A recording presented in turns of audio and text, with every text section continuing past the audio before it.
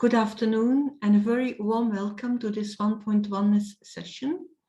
My name is Els, and for those of you who join us for the first time, let me give you a little bit of a background of this project. We started the Oneness project way back in May 2020, and that was in the middle of the pandemic, the lockdown, and it was a very stressful time for many people. Some of our friends who knew that we are meditating on a regular basis, he suggested, why not to do regular sessions for the wider audience, share some of your practices, some of your principles, your philosophy, and see if people can take benefit from that. That's how we started. What we do is every fortnight on Fridays, we invite an experienced meditator and we ask him or her to share their thoughts about a particular topic, but also to guide us into a short meditation. And the meditation we practice is called Raja Yoga. It's the yoga of the mind. So far, since May 2020, we've had more than 120 international guest speakers. And usually we ask them to look at a topic they would like to take up. And today I'm very pleased to welcome Eric Reste, who joins us from Canada. Eric worked for the Canadian Broadcasting Corporation as a TV news reporter for national news for more than 40 years now.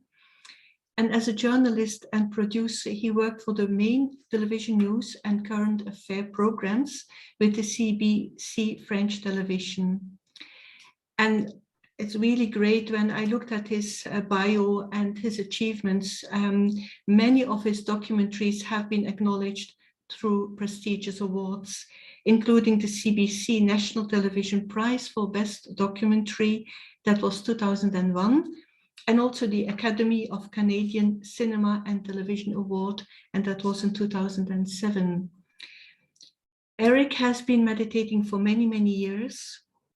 He has produced several videos such as Touching Your Heart and 8 Postures of the Heart in the context of the International Yoga Day.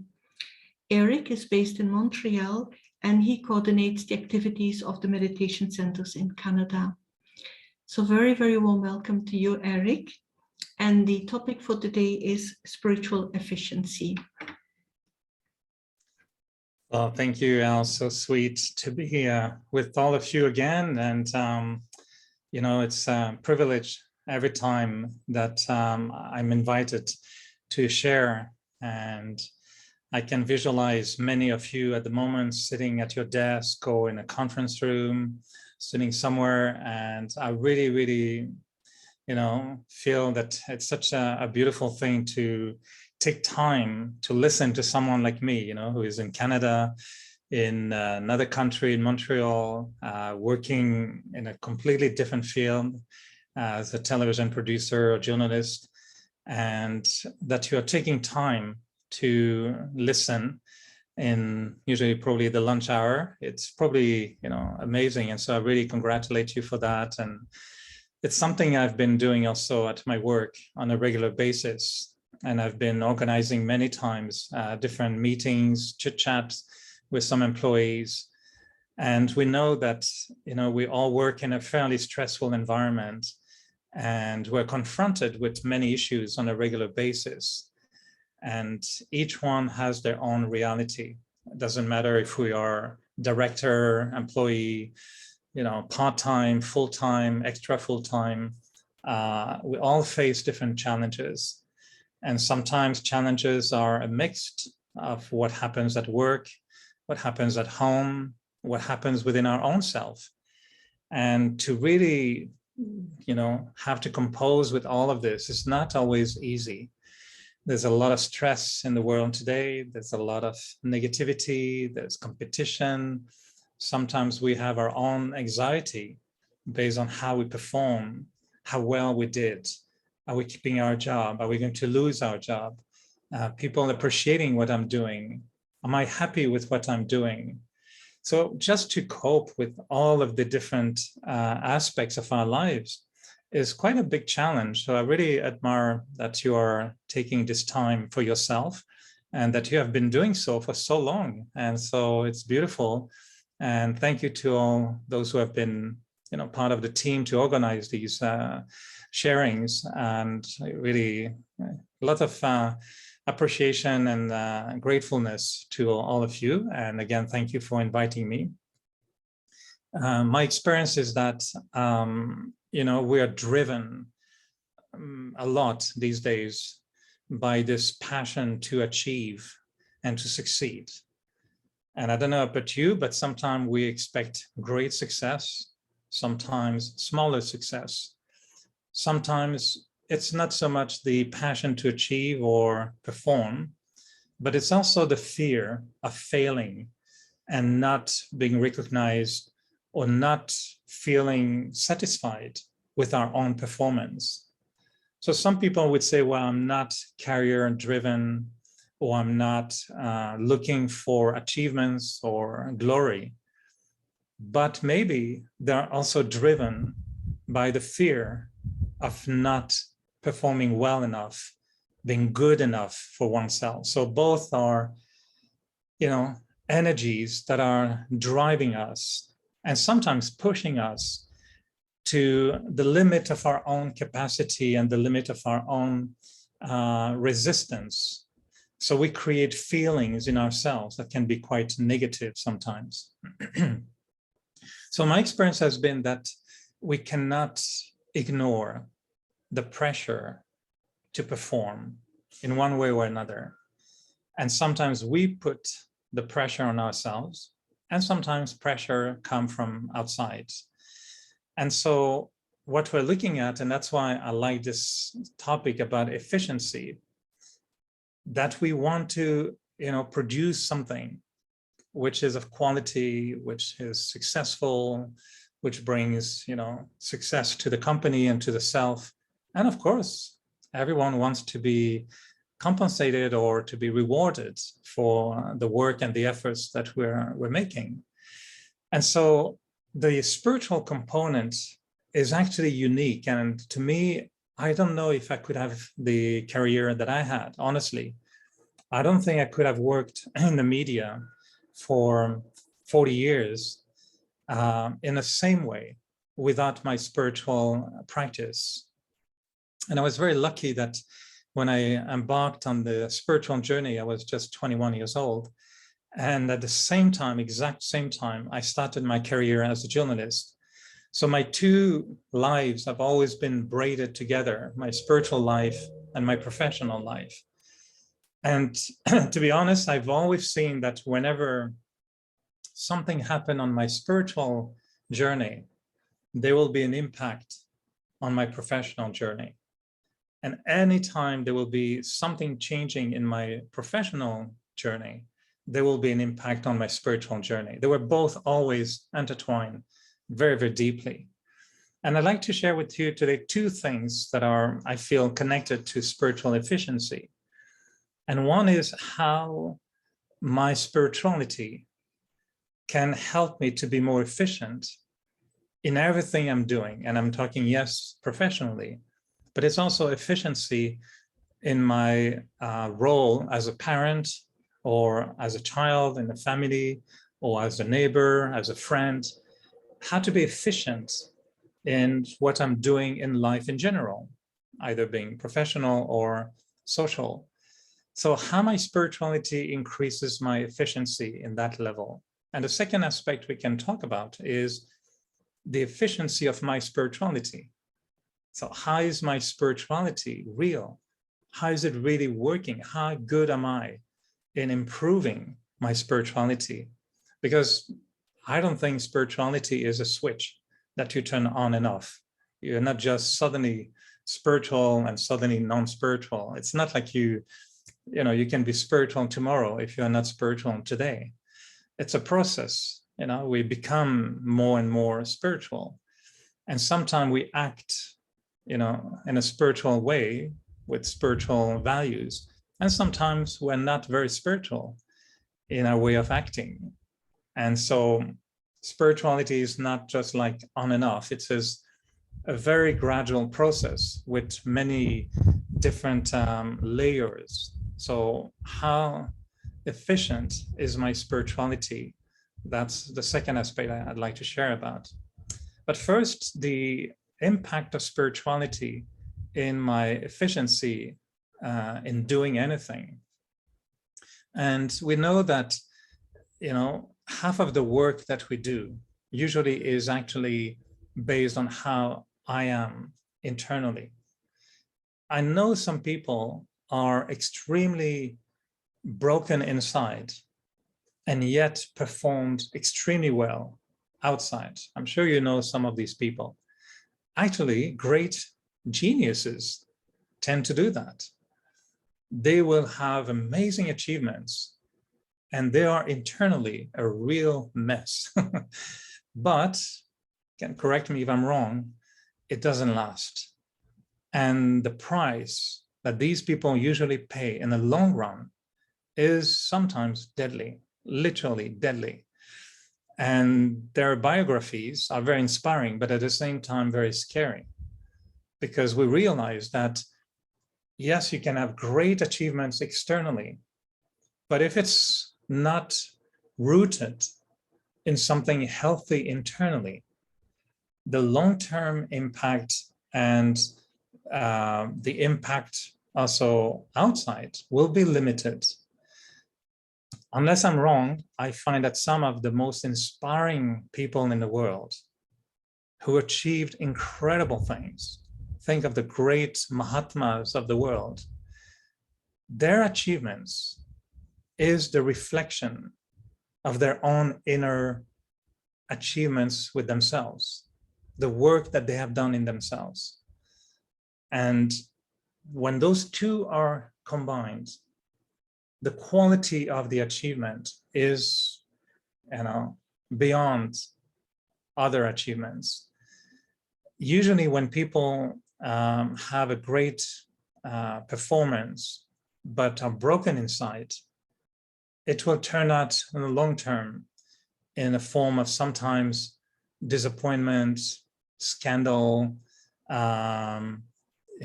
great loss, failures in other aspects of their life. Think of the great movie stars. They are great, people acclaim them, and then we learn about their, social life, which becomes revealed as shocking to a lot of people. And at the end, people lose faith and hope, and they can't identify with those superstars that were shining for a while, but then became shooting stars. So when we look at our own performance, we know that it is a combination, 50% of my own inner world and 50% what I'm doing. And what I realized is that spirituality can help us in both our ability and our capacity, because there are two factors that are very important. My ability to do things right, but my capacity to do it well. They're not same thing. And I don't know, but for me, I know that if I didn't have a spiritual practice, I would never have been able to maintain a certain attitude at work that will allow me to improve on those two levels, my ability and my capacity.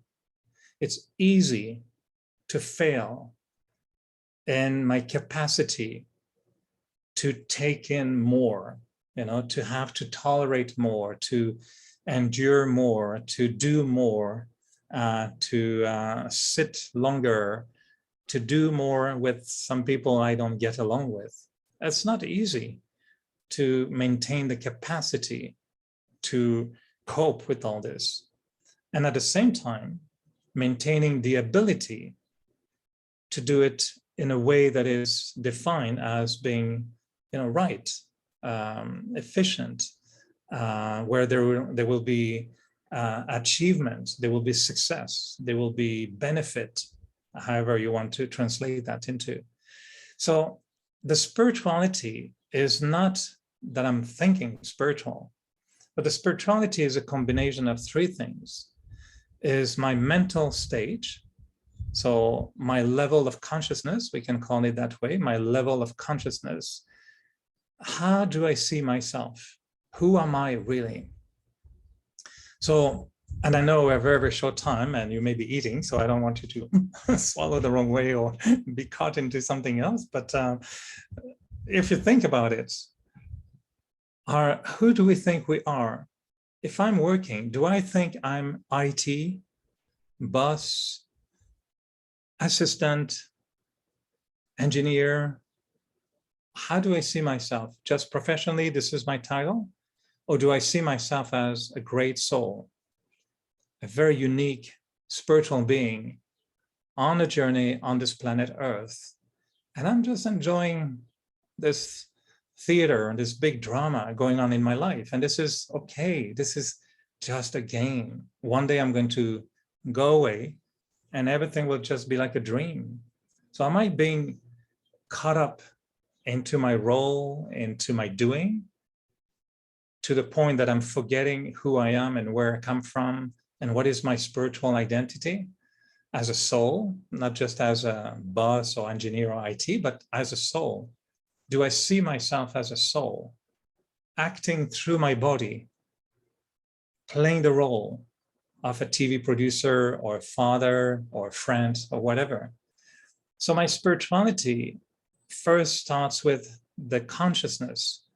We call it a stage because there are many, many, many different levels or, different stories to the building of my own stage. So what is my stage when I go to work? Do I go as an employee or do I go as a great soul? And I'm just going to play my part and I'm going to serve people. I'm going to help people. I'm going to do good for the world. What is my consciousness? Or am I going to earn money or make a better deal or fix a problem for the company? So the first thing we create in spirituality is our stage. And that could be a 1-hour conversation one day. The second thing we create is the awareness of my karma, that everything I'm doing at work, at home, alone, at home, is karma, is an action. And every action comes with the past, the present, and the future. Where is my action coming from? Why am I doing this like that? And what will be the consequence of my action? Where does it come from? Why do I feel I need to prove myself right in front of others? But what will be the consequence? If I increase my ego in my karma, what will be the consequence of that karma? It will not be really happiness. It will not be respect from others. So we create a stage, we become aware of our karma. And the third idea is creating an attitude which is based on my original values. So I connect my attitude with what are really my values that are important to me. And just to give you one example, one day I realized, and one of our teachers told me that I should have the same consciousness at work than the consciousness I have in a meditation center, or it could be in a temple. And on that day, I changed my consciousness and my attitude at work. And I decided that whatever I do at work, I'm just serving. I'm not there to work. I'm at work to serve.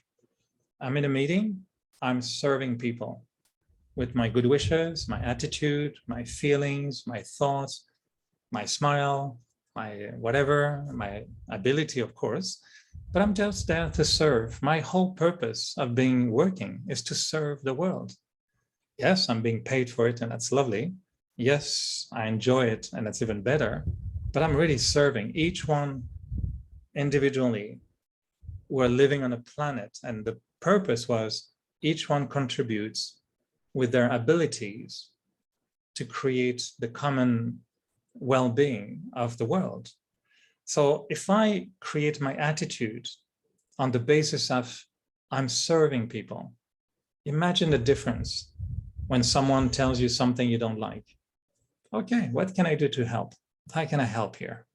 Someone has a strange behavior or tell me things that hurt me. Okay, how would I serve? If I have to do a task very boring for a few hours, I'm serving. I'm not slave, I'm serving. So attitude is a connection between what I'm doing with what are the values that I want to bring into my work.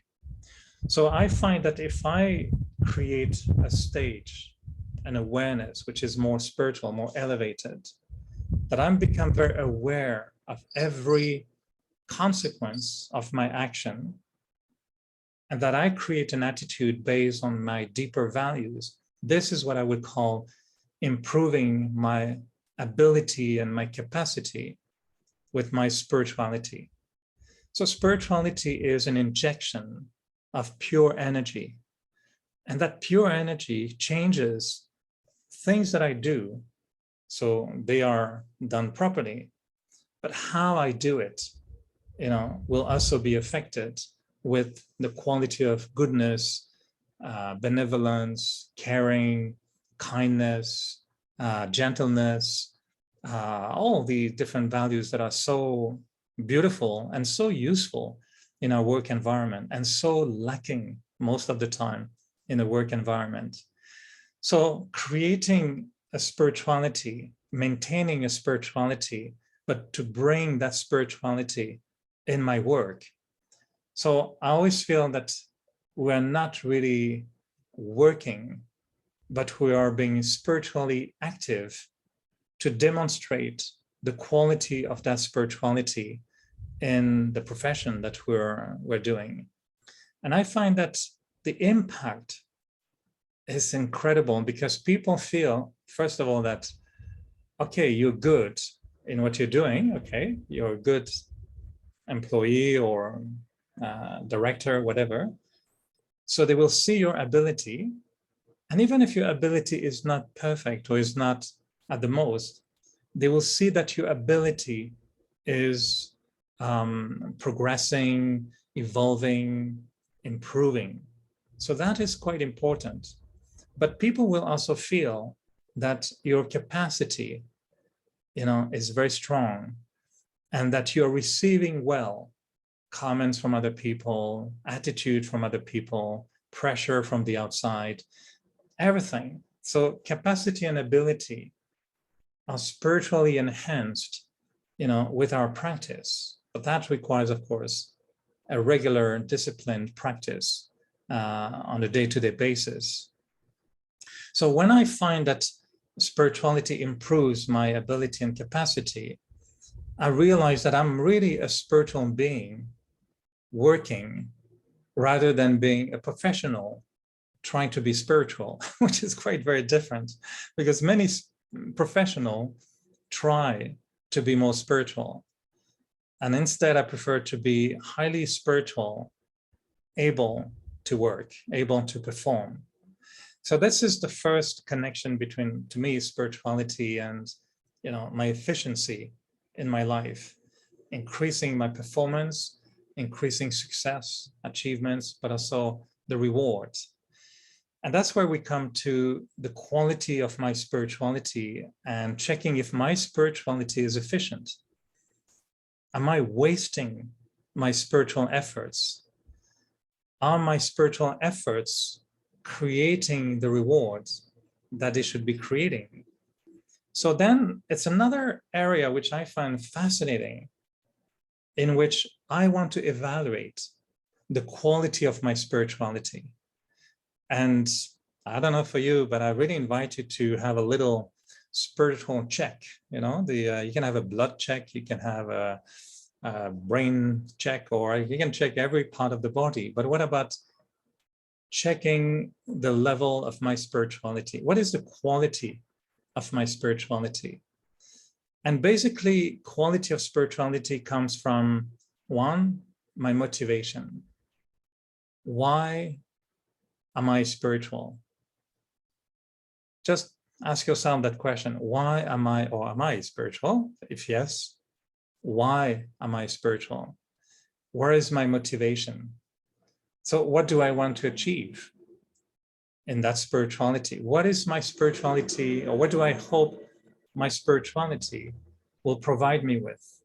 So that's the first thing, is the motivation. But then the evaluation of the spirituality is, So what is my spiritual application? Yeah, you can have a great phone, very expensive, beautiful, amazing, but what are you doing with it? What are you doing with your phone? Are you just using it as a calculator? There are cheaper calculators than a phone, but phones can do that. It can do maths and everything. Are you just taking pictures with your phone, or are you really calling people and talking? And we can do so much with a phone today, but how am I using it? What am I using it for? The same question for my spirituality. What am I doing with my spirituality? And then comes the last one, which is how. Why am I doing it? Or why am I spiritual? What am I doing with my spirituality? But how am I doing it? So maybe I want to be free. For me, that was my motivation. My spirituality, when I became more spiritual, and as I said, it was not a switch, but it was a process. I realized that the spirituality will provide me freedom. Freedom from my own negativity, freedom from the jail of my head. I had a lot of negative thoughts when I was young. I hated many things. The system, the mistakes of the world, the war, the abuse to the environment, the abuse in human rights. Everything was making me, the world was making me upset. And I had many negative thoughts. But I realized I won't change the world tomorrow morning. So how am I going to live in this world, which is not perfect, but yet remain free to be a good being, a positive being? I don't need to take in all the sorrow and the pain of the world and make it my own pain. That would be being contaminated. It's like there's a virus and I let it in and I become sick. Is that useful? And I felt no. So how to regain my spiritual freedom from everything around me? That's where I realized that that was a spiritual freedom, something I need to create mentally, spiritually. So for me, the motivation of why to be spiritual was I want to be free. I want to liberate myself from suffering, from being, victim of my own personality. So how, I would be using my spirituality, then I realized that I need to know what to do with it. And it's not to transform necessarily other people, because that's very difficult. But what I do with my spirituality is to change myself. So what do I need to change in me? Then it became a long journey of realizing that my ego, my anger, my impatience, my intolerance, my everything, needed to be fixed, improved. Yeah, we can be discouraged when we see how much we have weaknesses, but we have as many qualities as we have defects. And defects can be removed and qualities can be increased. So I realized that it was actually quite fascinating and stimulating, exciting to change certain aspects of myself with spirituality, to change my anger into wisdom, not just peace, but to change anger into wisdom. So instead of being angry at someone, to remain wise and then know how to talk to the person without anger in me. That becomes a very efficient spirituality. And it will be useful for the efficiency of what I'm doing, of course, externally. But an efficient spirituality is when the why, the what, and the how become well aligned with each other. So I become wise, peaceful in front of another person because I don't want to take in the anger, which will destroy me, which will hurt me. If I'm angry, I'm suffering. Maybe the other person is not suffering. They're actually maybe enjoying seeing me angry, but I'm suffering if I'm angry, no one else. I'm making myself suffer if I allow anger to burn in me. But if I create wisdom that extinguishes the fire of anger, I'm cool. I remain cool. And everyone would tell me, are you not upset? I said, no, why would I be upset? Why would I upset me? You know, to move myself away from the seat that I'm comfortably sitting on when I'm clear on why I'm doing this, what I'm doing, and how I'm going to do it. So when I become aware of why I want to be spiritual, I want to be free, I don't want to take in the pain, then yes, I apply my spiritual awareness in very simple things like this. And how I do it with the higher consciousness that I'm not doing it alone. We're millions of people in the world acting spiritually at the moment. You're not alone in your business, in your company. You're lucky to have a group like this helping. So we're not doing it alone, and we are connecting with a higher energy to guide us, to give us inspiration, to give us strength, to give us courage, to give us blessings, so we can be successful in our own spirituality. And the fruits of a healthy, efficient spirituality is only one thing that we can measure, and it's our level of happiness. So how I'm happy, how much am I happy? Really, take a happy test again, not a blood test, a happy test. How much am I really happy in my life? What kind of happiness am I feeling? That gives us the fruit or the result of the efficiency of our spirituality. So I know this is a short little sharing, maybe 1 minute to conclude, where you can bring your mind into a quiet space and just create a strong affirmation for yourself.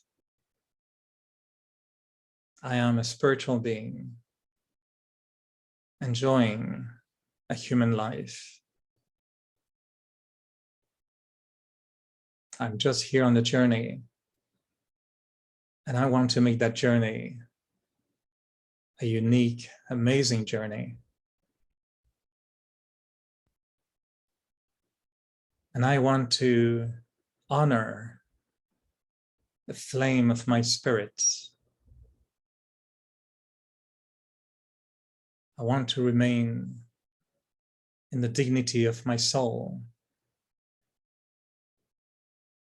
And I want to maintain that spiritual awareness on this human journey. And to keep in mind that I'm a unique, amazing, and beautiful soul. And I have so much to offer to the world. So I want to set myself free from any negativity. And I want to bring goodness into everything I do. And to share that inner light, that beautiful spiritual light, with everyone I come into contact with.